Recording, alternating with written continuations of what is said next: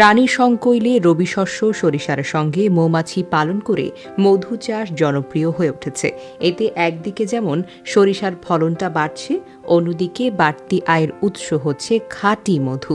ফলে সরিষার উৎপাদন বৃদ্ধির পাশাপাশি মধু বিক্রি করেও কিন্তু কৃষকরা এখন লাভবিত হচ্ছেন।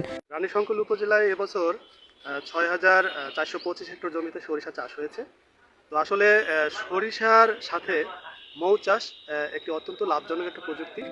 কৃষি অফিসারের তথ্য মতে এবছর প্রায় ৬,৪২৫ হেক্টর জমিতে সরিষা চাষ হয়েছে রানী সংকৈল উপজেলায়। রানী সংকৈল উপজেলার কৃষি কর্মকর্তা শহীদুল হক জানান, সরিষা ক্ষেতে মৌমাছি থাকলে স্বাভাবিকের চেয়ে ১৫ থেকে ২০% ফলন বাড়ে। তিনি জানান, মৌমাছি সরিষা ফুলে যে পরাগায়ন ঘটায় তাতে সরিষার দানাটা ভালো হয় এবং ফলনটাও বাড়ে। যে সরিষার ক্ষেতে মৌমাছি নেই সেখানে সরিষার ফলনটা বেশ কম।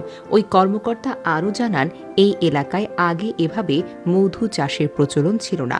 কয়েক বছর থেকে এই উপজেলায় সরিষার সাথে মধু চাষটা শুরু হলে ব্যাপক লাভবান হয় কৃষক। ফলে সরিষা চাষের সাথে মধু চাষের বিষয়টি এলাকায় সাড়া ফেলে।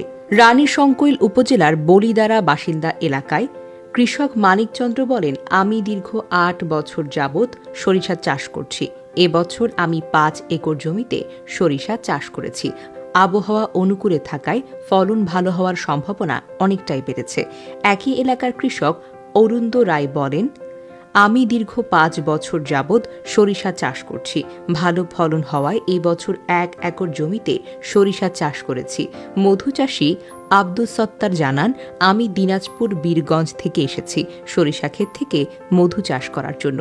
বলিদারা এলাকায় সরিষা চাষ বৃদ্ধি করায় মধু চাষে মোট ৬০টি বক্স আছে। প্রতি ৫ দিন যাবৎ আমরা মধু সংগ্রহ করে থাকি। ১ কেজি মধু পাখি করি।